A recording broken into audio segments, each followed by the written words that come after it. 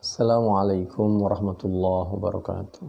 Alhamdulillahirabbil alamin wassalatu wassalamu ala asyrafil anbiya'i wal mursalin wa ala alihi washabihi ajmain. Asyhadu an la ilaha illallah wa asyhadu anna Muhammadar Rasulullah. Allahumma shalli ala sayidina Muhammad. Bismillahirrahmanirrahim. Hadis Bukhari nomor 112. Haddatsana Abu Nu'aim Al-Fadlu ibnu Dukain qala haddatsana Syaiban an Yahya an Abi Salamah an Abi Hurairah annahu Za'ah. Suatu ketika menurut sahabat Abi Hurairah, kabilah Khuza'ah ini qatalu rajulan min Bani Laits. Mereka membunuh orang dari Bani Laits. Kejadiannya ama Fathi Makkah, waktu Fathi Makkah, biqatilin minhum qataluh, akibat permusuhan sebelumnya. Fa ukhbira bidzalika an-nabiy sallallahu alaihi wa alihi wasallam, kemudian diberitahu siapa Nabi Muhammad sallallahu alaihi wa alihi wasallam. Faraqiba, maka naik siapa Nabi rahilatahu, kepada kendaraannya Nabi. Fakhataba, kemudian Nabi memberi khutbah. Faqala, maka Nabi menyampaikan isi khutbahnya Nabi, Innallah, sungguhnya Allah, habasa, yaitu telah mengharamkan siapa Allah, Makkah, dari kota Makkah, al-qatlah, kepada pembunuhan atau al-fil. Kenapa fil? Karena dulu ada orang naik gajah berusaha untuk memporak-porandakan kota Makkah. Itu tempat ibadah, apalagi tempat ibadahnya umat Islam, tidak boleh dihancurkan. Jadi Islam itu mengajarkan untuk saling menghargai tempat ibadah orang lain, kecuali apabila tempat ibadah itu dipakai untuk menghancurkan, menzalimi orang lain. Dan kalau Nabi Masjid Dirar itu karena perintah wahyu langsung dari Allah untuk dirobohkan. Kalau kita kan bukan Nabi, jangan merobohkan tempat ibadah orang lain. Tugas kita hanya berdakwah, memberi contoh, mendoakan yang terbaik. Kalau tempat ibadah jangan diganggu, kecuali memang mau dijual oleh mereka atau kerelaan mereka dan lain sebagainya. Perempuan, anak kecil, para pendeta, semua itu tidak boleh, dilindungi. Kita tetap berdakwah, memberi contoh yang terbaik. Yang penting mereka tidak menyakiti kita. Jadi apalagi kota Mekah tidak boleh dipakai untuk menzalimi orang. Ini Nabi menyampaikan seperti itu. Masjid ini tempat yang aman, steril, tidak untuk kepentingan apalagi menzalimi orang lain. Untuk sesuatu yang najis tidak boleh, yang haram tidak boleh. Syakka Abu Abdullah, ya, perawi ini ragu apakah Nabi menyampaikan al-qatl atau fil, tapi yang jelas kesimpulannya kota Mekah itu harus, masjid itu apalagi Mekah harus dijadikan tempat yang aman. Tidak boleh kita ada kezaliman, kerusakan di situ. Kalau bisa pencurian segala macam. Cuma ya ada saja, namanya manusia sekarang, pencurian, penipuan, kehilangan di mana-mana. Wasallatu alaihim Rasulullah sallallahu alaihi wasallam wal mu'minin. Ala wa innaha lam tahilla li ahadin qabli wa lam tahilla li ahadin ba'di. Memang pernah dulu halal. Tapi Nabi tidak menghalalkan dalam pengertian waktu itu Mekah itu dikuasai oleh mereka, bukan oleh umat Islam. Lalu oleh Nabi atas perintah Allah diperintahkan Nabi dan para sahabat untuk mengambil alih. Kenapa diambil alih? Karena dulu Mekah itu, Ka'bah itu di dalamnya dikasih patung, gambar-gambar, di sekelilingnya dikasih patung, tidak kurang dari 360, Safa dan Marwah dikasih patung juga. Jadi karena kezaliman di mana-mana, pertumpahan darah, kemaksiatan, maka Allah memerintahkan kepada Nabi ambil alih itu supaya di situ tidak ada orang yang saling menzalimi, apalagi menzalimi kepada umat Islam, kepada Allah Subhanahu wa taala. Itu yang disebut Fathu Makkah. Lalu Nabi berangkat untuk menghilangkan kezaliman itu, menegakkan syariat di situ, syariat Islam. Tapi Nabi menyampaikan itu pun cuma sebentar, dari waktu pagi sampai asar. Salat asar itu. Setelah itu udah Nabi menyampaikan tidak akan pernah dihalalkan lagi kota Mekah. Itu pun Nabi kota Mekah tidak dipakai untuk pertumpahan darah. Karena sudah banyak yang bertobat dan meskipun belum masuk Islam, Nabi diberitahu oleh Allah mereka sudah lemah meskipun belum Islam, biarin saja. Yang penting mereka sudah tidak mungkin mengulangi kejahatannya lagi dan mereka sudah lemah. Sehingga dibebaskan semua. Jadi tidak ada pertumpahan darah. Kalau tahu di situ ada 1-2 orang yang dihukum karena mereka ini tidak mau bertobat dan dosa sebelumnya kerjanya itu membuli umat Islam, maka tetap aja dilaksanakan hukum tetap ditegakkan waktu itu. Tapi ketegasan pada tempatnya, kelembutan pada tempatnya. Seperti kasus Ibnu Khattal. Ala wa innaha sa'ati hadha haram. Sekarang haram lagi. La yukhtala syaukuha. Tidak boleh dipotong. Rumput saja tidak boleh dipotong. Ilalang wala yu'dadu syajaruha, kecuali ilalang yang dipakai untuk kepentingan misal atap rumah dulu. Atau untuk kalau alas kuburan dulu. Atau untuk menutupi karena dulu dalam kondisi tidak banyak rizki, jadi kain kafan sangat sedikit, biasanya untuk menutupi kaki. Wala yu'dadu syajaruha, apalagi pohon-pohon yang bermanfaat tidak boleh kurma. Wala tultaqatu saqituha, Nabi tidak pernah memotong hewan apalagi tumbuh-tumbuhan yang bermanfaat yang sangat dibutuhkan. Kalau ada di dalam Al-Quran surah Al-Hasyr, demikian juga di hadis Bukhari.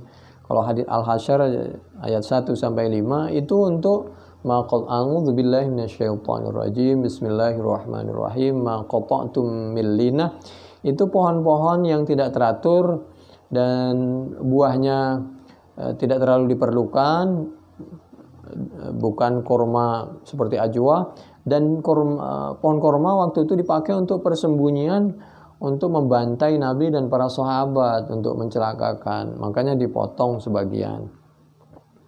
Demikian juga waktu Nabi Masjid Madinah itu dirapikan, diluruskan, ada seni cara mengatur taman, sebagaimana Nabi membuat taman di sekitar masjid waktu itu. La yukhtala syaukuha wa la yu'dadu syajaruha wa la tultaqatu saqitatuha illa limunshid. Demikian juga kalau ini barang hilang tidak boleh diambil. Apapun di situ tergeletak nggak boleh disentuh kecuali untuk diberitahu, apalagi diambil, tidak boleh. Faman qutila fahuwa bi khairin nadharain, apabila terjadi suatu perselisihan sampai pertengkaran, pertumpahan darah sengaja atau tidak sengaja, imma ayyuqala, bisa saja di situ gimana kalau tidak membalas, maafkan, tapi harus bayar denda yang telah mencelakakan orang. Wa imma ayyuqada ahlul qatil, atau karena Anda telah sengaja melakukan pembunuhan, ya otomatis dikisos. Jadi mana yang jadi penawaran? Kalau dulu di zaman Nabi Musa tidak ada tawar-menawar. Dalam pengertian mana yang terbaik supaya jangan terjadi pertumpahan darah lagi, rukun, dendam, ganti rugi kalau dimungkinkan, dan tidak melakukan atau menutup celah-celah terjadinya permusuhan. Faja'a rajulun min ahli Yaman, kemudian datanglah orang dari ahli Yaman, Abu Syah. Sahabat ini datang dari Yaman, faqala uktub li ya Rasulullah. Kemudian minta agar fatwa Nabi yang dapat merukunkan semua umat itu agar ditulis. Uktub, menulislah siapa engkau, li untukku ya Rasulullah, wahai Rasulullah. Faqala, maka Nabi menyampaikan, uktubu li abi fulan, tolong catat. Waktu itu Al-Quran belum selesai. Ketika Al-Quran sudah mau selesai, itu kan Nabi wafat. Jadi Al-Quran belum selesai, maka kalau toh ada penjelasan tidak boleh menulis selain Al-Quran, itu maksudnya dalam keadaan normal yang ditulis itu hanya Quran dan tidak boleh disatukan dengan Al-Hadith. Dan kita dianjurkan untuk tetap banyak menghafal supaya di hafalan ada, di hati otak ada, di tulisan juga ada. Bagi orang yang ingkar sunnah, biasanya dia tidak mengakui bahwa penulisan al-hadits itu sudah terjadi di zaman Nabi. Karena sekarang ada orang ingkar sunnah, Ada orang yang memilih as-sunnah itu sesuai dengan kemauannya sendiri, dengan ijtihadnya sendiri. Ada orang yang malah suka hadis maudhu, hadis palsu. Ada orang yang berusaha untuk apa adanya. Yang dhaif, yang maudhu mereka sampaikan, yang hasan, yang sahih mereka laksanakan. Karena agama ini sudah sempurna. A'udzubillahi minasyaitonirrajim. Bismillahirrahmanirrahim. Al-yawma akmaltu lakum dinakum wa atmamtu alaikum ni'mati wa raditu lakumul Islam madina. Al-Maidah ayat 3. Al-Quran sudah sempurna, Islam sudah sempurna, Al-Hadis juga sudah sempurna. Kalau bukan Quran, tidak boleh kita mengatakan Quran. Kalau bukan hadis, tidak boleh mengatakan hadis. Jadi segala sesuatu yang diucapkan Nabi yang asli, sesuatu yang diperbuat Nabi, ditetapkan Nabi sudah sempurna. Jadi tetap kita harus melaksanakan apa yang dilaksanakan oleh Nabi. Nah, untuk membedakan mana yang asli, mana yang tidak, ada Al-Quran, ada As-Sunnah. Untuk memastikan itu, kita lihat, karena dibukukan diantaranya seperti di Bukhari, di Muslim, dan lain sebagainya. Mungkin pemahaman kita yang berbeda. Oleh karena itu, kita harus mengedepankan bagaimana penafsiran Al-Quran dengan Al-Quran, penafsiran Al-Quran menurut perbuatan, sabda, dan ketetapan Nabi. Bagaimana dulu perbuatan Nabi? Kalau ijtihad kita, guru kita, referensi kita, pendapat kita ditaruh di belakang setelah ijtihadnya, bagaimana pemahaman Al-Quran menurut Nabi, menurut para sahabat, menurut a'imah, menurut ulama. Jadi kita tidak mudah nanti membid'ahkan, mengkafirkan, memusyrikkan, mengatakan bahwa riwayat ini bertentangan dengan ayat ini hadis palsu seperti orang sekarang. Ada orang yang ikhlas, ada yang orang ingkar sunnah. Jadi pelan-pelan diajak kepada Quran tapi mau meninggalkan Quran itu sendiri. Karena yang memerintahkan untuk mengikuti jejak langkah sunnahnya Nabi itu Al-Quran. Fabihudahu muqtadih. Itu ana alaihi wa ashabi, itu Al-Quran semua, termasuk disuruh Yusuf itu. Jadi litubayyina linnas, Nabi itu gunanya untuk mencontohkan semua yang ada di Al-Quran. Salat zuhur 4 rakaat tidak keras, itu dicontohkan oleh Nabi. Di Quran itu kan nggak ada. Ada orang yang menyampaikan, udah kembali kepada Quran, oh, hadis itu kan manusia. Tidak begitu, itu pendapatnya orang ingkar sunnah itu. Nabi itu manusia tapi dapat wahyu. Cuman memang terlalu banyak hadis yang dipalsukan. Nah, yang palsu dijelaskan, yang bukan palsu kita ya wajib mengikuti. Jadi penulisan hadis itu sudah terjadi di zaman Nabi Muhammad SAW, yaitu Nabi mengizinkan agar sahabat menuliskan wasiat tadi yang merukunkan umat tadi. Di akhir hayat Nabi tadi itu wasiat itu uktubu li abi fulan, itu hadis Bukhari 112 2434 6880. Faqala rajulun min Quraisy illa al-idkhira ya Rasulullah fa inna naj'aluhu fi buyutina wa quburina. Kecuali ilalang Nabi, karena ilalang itu kami butuh, lebih bermanfaat daripada dibiarkan kering begitu saja, rusak untuk atap rumah kami. Faqala Nabi sallallahu alaihi wa alihi wasallam illa al-idkhirah.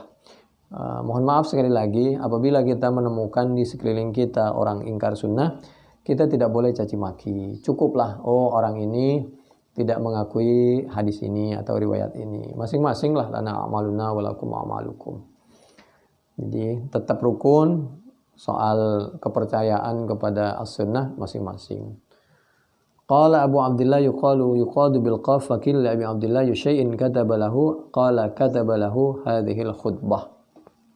Ini isi dari hadis Bukhari. Nah, orang Yaman itu adalah Abu Syah. Lalu hadis berikutnya, hadis Bukhari 1113. Haddatsana Ali bin Abdullah qala haddatsana Sufyan qala haddatsana Amrun qala akhbarani Wahb bin Munabbih an akhihi qala sami'tu Abu Hurairah radhiyallahu anhum wa radu an yaqul ma min ashabin nabi sallallahu alaihi wasallam ahadun akthar haditsan anhu minni. Kata sahabat Abi Hurairah radhiyallahu an, alhamdulillah ketepatan karena aku ini kemana-mana waktu itu ikut Nabi, di samping untuk mendapatkan ilmu ya mendapatkan juga bantuan makanan, karena sahabat Abi Hurairah ini orang yang miskin. Kerjanya cuma ngaji, ikut Nabi, tidak punya apa-apa, makanan tidak punya, pemberian dari Nabi dan para sahabat. Sedangkan yang lain, sahabat yang lain ini waktu bekerja karena beliau punya ladang, punya keluarga waktu itu. Abi Hurairah ini orang miskin, gak punya apa-apa. Makanya beliau banyak dapat ilmu dari Nabi, karena yang lain ketika berdagang, sahabat Abi Hurairah mengaji. Tapi bukan berarti sahabat Abi Hurairah lebih alim dari sahabat yang lain, karena banyak orang yang ngaji itu justru yang tidak ngaji itu lebih alim. Kenapa? Dia sudah punya ilmu atau sudah mendapatkan penjelasan atau mendapatkan penjelasan yang lain yang sama dari Nabi Muhammad SAW di waktu yang berbeda. Tidak mungkin sahabat Abu Hurairah lebih alim dari sahabat Abu Bakar, Umar, Uthman, Ali. Kalau dari segi hadis memang lebih banyak sahabat Abi Hurairah. Itu diantara sebabnya karena sahabat Abi Hurairah ini nggak punya apa-apa, jadi kemana-mana ikut Nabi terus. Itu satu. Illa maka min Abdullah ibni Amrin. Namun demikian sahabat Abi Hurairah nanti beliau sambil bekerja karena dapat ilmu sampai jadi gubernur. Sampai beliau bisa beli tanah di perbatasan kota Mekah, Madinah, di Dzul Hulaifah juga punya tanah. Akhirnya jadi orang kaya. Awalnya miskin, berusaha, berdoa, belajar, dapat ilmu, diamalkan, barokah. Begitu. Sampai jadi pejabat, segala macam, jadi gubernur. Umat Islam perlu jadi pejabat, biar pejabatnya itu orang baik-baik. Umat Islam perlu kaya, perlu. Abi Hurairah miskin, lama-lama jadi orang kaya. Nabi juga orang kaya, cuman kekayaannya ini terlalu banyak orang yang butuh bantuan. Illa maka min Abdullah bin Amrin, kecuali sahabat Abdullah bin Amrin. Kata sahabat Abi Hurairah, dia ini banyak hadisnya. Kenapa? Karena fa innahu kana yaktubu wala aktub. Karena di saat aku tidak bisa menulis, kata sahabat Abi Hurairah, sahabat Abdullah bin Amrin ini sudah bisa menulis. Aku nggak bisa. Ketika Nabi menyampaikan hadis, mereka tulis oleh sahabat Abdullah bin Amrin ini. Waktu itu aku nggak bisa nulis. Baru setelah didoain oleh Nabi Muhammad SAW, diajari, baru aku bisa nulis. Jadi masih lebih pintar sahabat Abdullah bin Amrin. Demikian ketawaduan sahabat dulu itu menyanjung orang lain biasa, tidak terlalu merendah, tidak terlalu mengkultus. Tapi sahabat dulu itu biasa, tawadu luar biasa. Tidak mengaku paling pintar, paling sahih, paling bersih, paling benar. Tabahu Ma'mar an Hammam an Nabi Hurairah. Hadis Bukhari. Artinya apa? Hadis Bukhari nomor 113 ini juga sebagai dalil bahwa penulisan hadis itu sudah terjadi di zaman Nabi Muhammad sallallahu alaihi wasallam. Hadis yang ditulis oleh sahabat Abdullah bin Amrin, apa yang ditulis? Ya, termasuk wasiatnya Nabi itu tadi. Tidak mungkin sahabat Abi Hurairah kan gak nyambung dengan Nabi kecuali mendapatkan tulisan dan cerita pelajaran dari guru sampai kepada Nabi Muhammad sallallahu alaihi wasallam. Sebagaimana kami dari guru kami, Kiai Sansuri Baydawi. Kiai Sansuri Baydawi langsung kepada gurunya, karena beliau mantunya Kiai Hasyim Asy'ari. Kiai Hasyim Asy'ari langsung kepada gurunya sampai kepada para a'immah, sampai kepada para tabi'in, sampai kepada para sahabat, sampai kepada Nabi Muhammad SAW. Jadi tidak boleh menulis di zaman Nabi itu an-nahyu khasum biwaqti nuzulil Quran. Waktu Quran turun tidak diperkenankan. Kenapa? Khasyatal tibasihi bighairi. Khawatir serupa antara Al-Quran dengan hadis. Satu. Kedua, bisa saja penulisan itu secara keseluruhan itu, secara banyak itu, secara menyeluruh setelah Nabi wafat. Waktu Nabi masih hidup ditulis cuma 1-2. Sedangkan pembukuannya, pengumpulan penulisan hadis itu 200 tahun setelah Nabi wafat, 150 setelah diperintahkan oleh ulama. Kitabatu ghairil Qur'an ma'al Qur'an fi syai'in wahid. Yang tidak boleh di zaman Nabi itu menulis antara Al-Qur'an dengan hadis dalam satu lembaran. Khawatir nanti mengacaukan antara Qur'an dengan hadis. Khasyiya al-ittikal 'alal kitabati dunal hifdhi. Kenapa dulu tidak dianjurkan penulisan itu? Karena khawatir orang itu berpegangan kepada tulisannya lalu malas menghafalnya.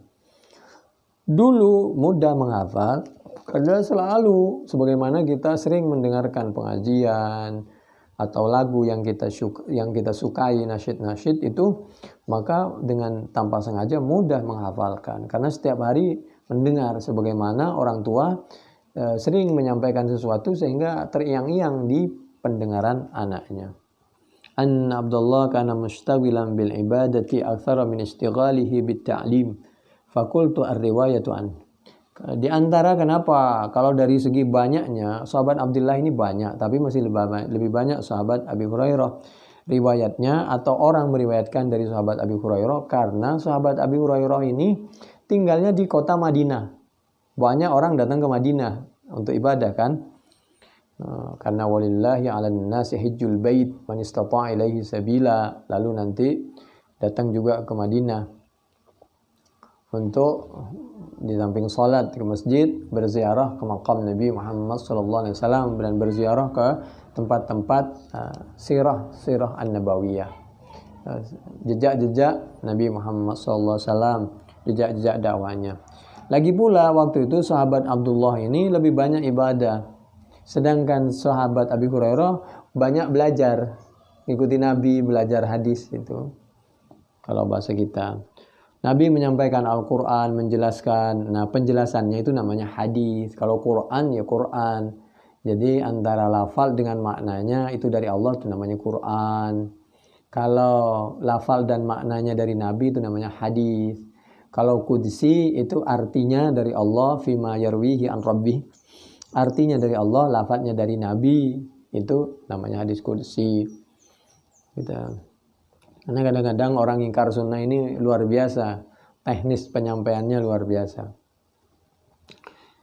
Thaniha annahu kana aktsara maqamihi ba'da futuhil amsar bi Misrah aw bi Taif. Walam takun ar-rihla ilaihima mimma yatlubul ilma kar-rihla ilal Madinah. Sedangkan sahabat Abdullah ini kadang-kadang ke Mesir, ke Taif. Sedangkan sahabat Abu Hurairah menetap di Madinah. Makanya banyak orang mendengarkan ceramah atau pengajian majelis taklimnya sahabat Abu Hurairah. Cuma sekali lagi bukan berarti sahabat Abu Hurairah ini lebih alim dari sahabat Abdullah bin Amrin. Kita lanjut. Sebenarnya cerita sahabat Abdullah bin Amrin ini banyak dan panjang. Kita bertahap saja. Wa kana Abu Hurairah mutasaddian fiha lil fatwa wat tahdits ila ammata wa yadhharu hadha min kathrati man hamala an Abi Hurairah faqad dzakara al-Bukhari annahu rawa anhu 800 nafsin min at-tabi'in.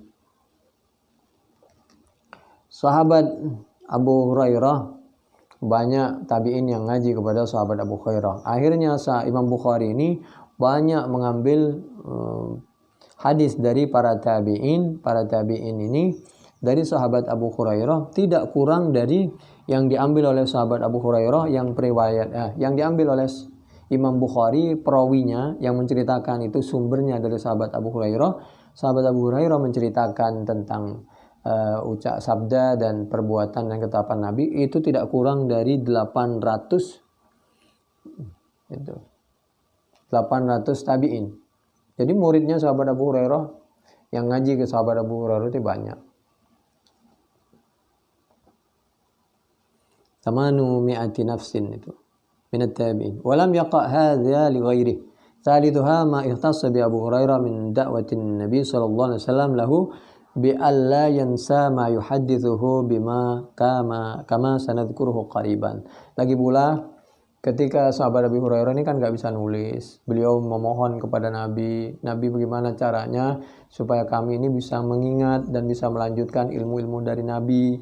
Kami nggak bisa nulis, sedangkan yang lain para sahabat itu kan bisa nulis. Lalu Nabi mendoakan sahabat Abu Hurairah agar bisa nulis. Sejak itu sahabat Abu Hurairah terus berusaha nulis dan bisa nulis. atas izin Allah dan doa dari Nabi Muhammad SAW. Nah, penulisannya itu bisa waktu Nabi hidup dimulai dan bisa setelah Nabi wafat.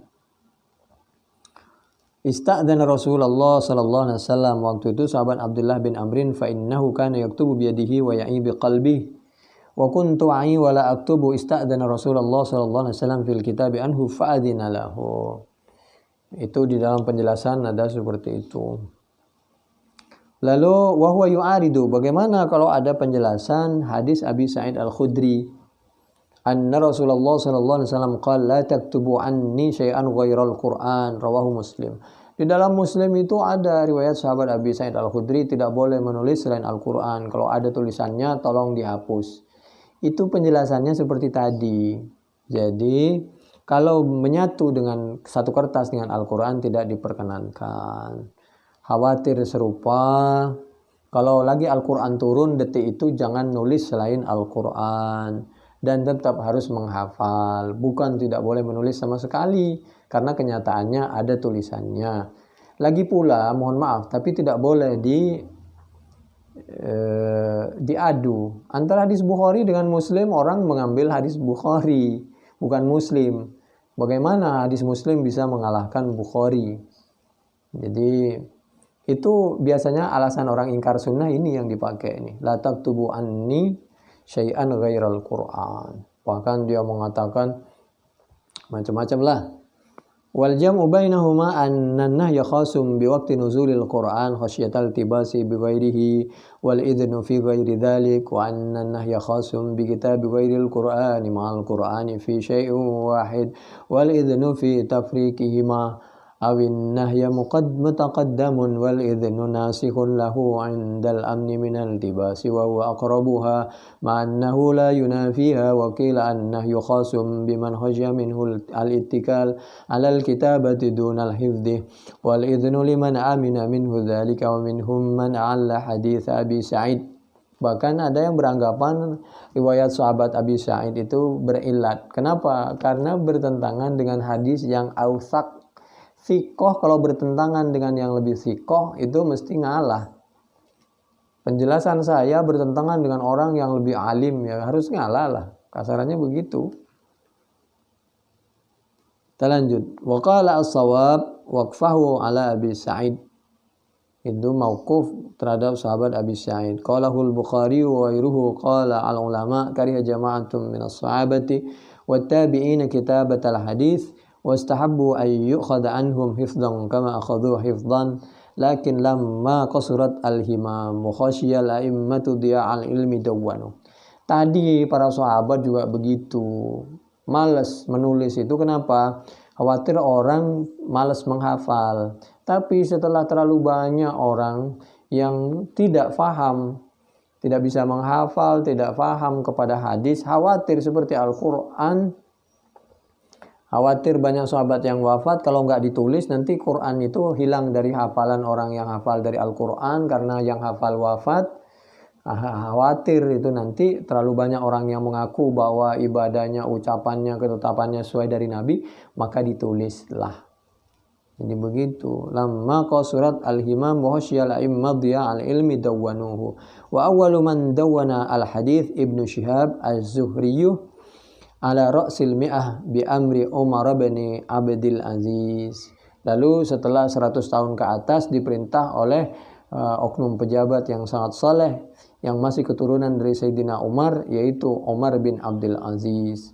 Beliau ini memerintah tidak lama, sekitar 2 tahun, tapi hampir saat itu tidak ada orang miskin. Bayangkan, negara waktu itu tidak ada orang miskin. Masya Allah, ilmu pengetahuan luar biasa karena pintu jihad terbuka. Di zaman Nabi juga begitu, jarang orang ribut, di samping ada Quran, ada sunnah, ada Nabi, pintu jihad terbuka. Kalau orang sekarang tidak. Kenapa? Karena orang sekarang sudah mempertuhan referensinya masing-masing, gurunya masing-masing, tempat dia belajar masing-masing, lalu mengaku paling benar. Tidak dibuka pintu ijtihad orang lain, tidak dibuka bahwa kebenaran itu mungkin datang dari dirinya, mungkin kebenaran juga datang dari orang lain. Silakan kalau punya pendapat, memang yakin benar silakan berdasarkan Al-Quran dan As-Sunnah. Tapi jangan pernah menihilkan, menistakan, menutup peluang kebenaran dari orang lain kalau sama-sama berdasarkan Al-Quran dan As-Sunnah. Thumma kathura at-tadwin thumma at-tasnif wa hasala bidzalika khairun katsir falillahil hamdu. Sedikit lagi disambung dengan hadis Bukhari 114. Haddatsana Yahya ibnu Sulaiman qala haddatsani ibnu Wahbin qala akhbarani Yunus an ibni Syihab an Ubaidillah ibni Abdullah ibni Abbas. Katanya begini. Lamma ishtadda bin Nabi sallallahu alaihi wasallam waj'uhu. Ketika waj'uhu sakitnya Nabi ini mulai agak serius menurut sahabat Ibnu Abbas, qala Nabi memerintahkan ituni bi kitabin aktub lakum kitaban la tadillu ba'dah. Kemari saya ajari nulis. Jadi Nabi itu sampai akhir hayatnya masih mengajar dan mengajari para sahabat tentang hadis, tentang Al-Quran, tentang penulisan, segala macam ilmu teknis segala macam, supaya umat ini pintar dan maju dan tidak ribut. Sampai akhir hayatnya Nabi itu tidak jauh dari belajar mengajar.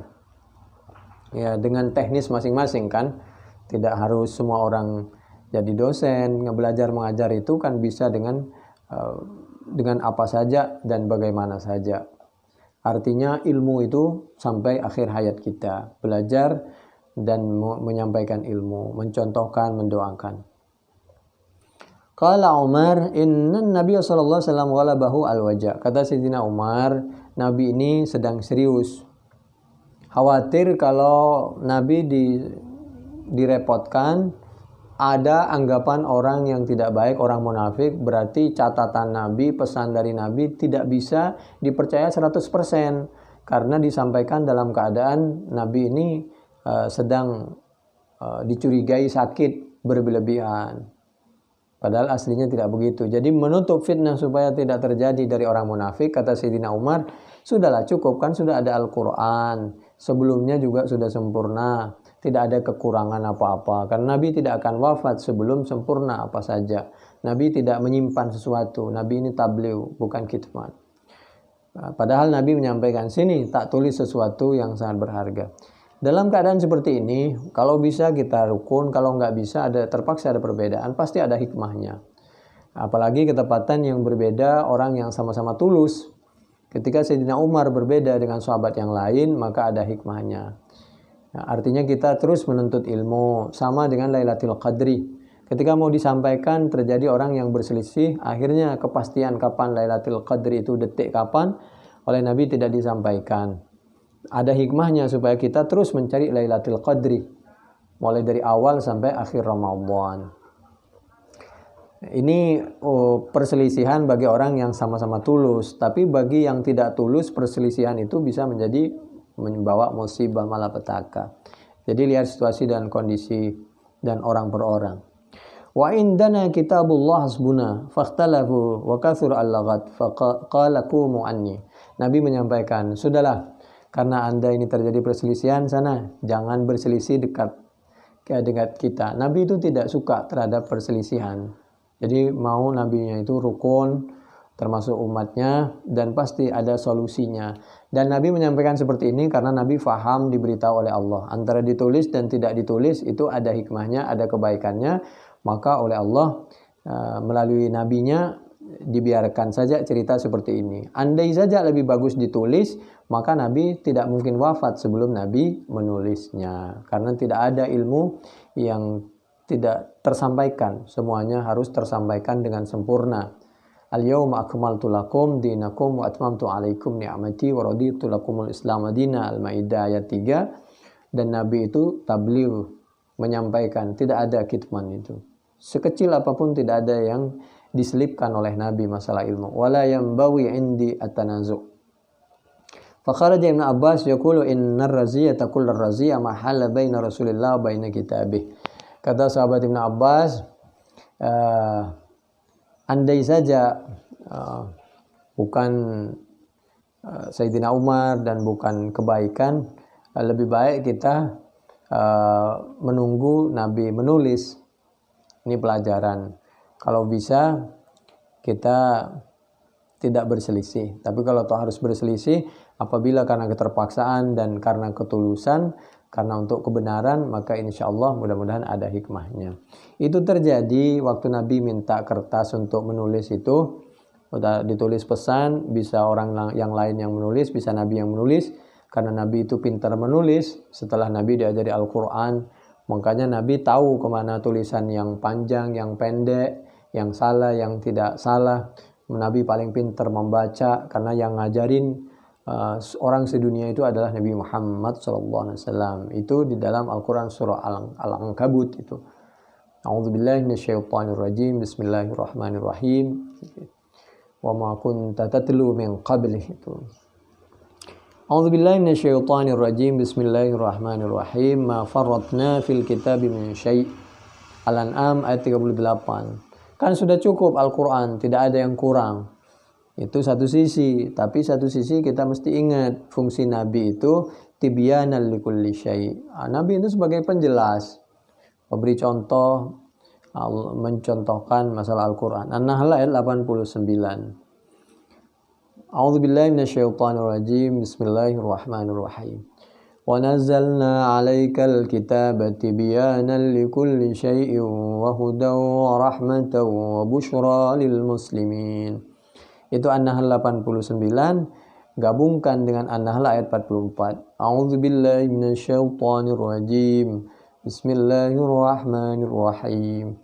Wa anzalna ilaika dzikra litubayyana lin-nasi ma nuzila ilaihim wa la'allahum yatafakkarun. An-Nahl 44.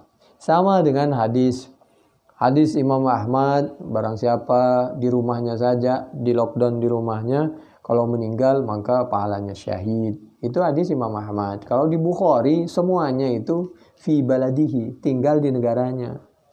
Jadi yang fi baitihi itu untuk yang sakit tinggal di rumah, kalau wafat maka pahalanya syahid. Seperti Nabi juga menyampaikan di Bukhari, idza maridal abdu aw safara kutiba lahu mithlu ma kana ya'malu muqiman sahihan. Tapi yang sehat ke masjid, sholat Jum'ah, tetap jaga kesehatan, kebersihan, jarak dan lain sebagainya. Jadi begitu. Jadi mesti kita lihat nih hadis untuk porsinya di mana.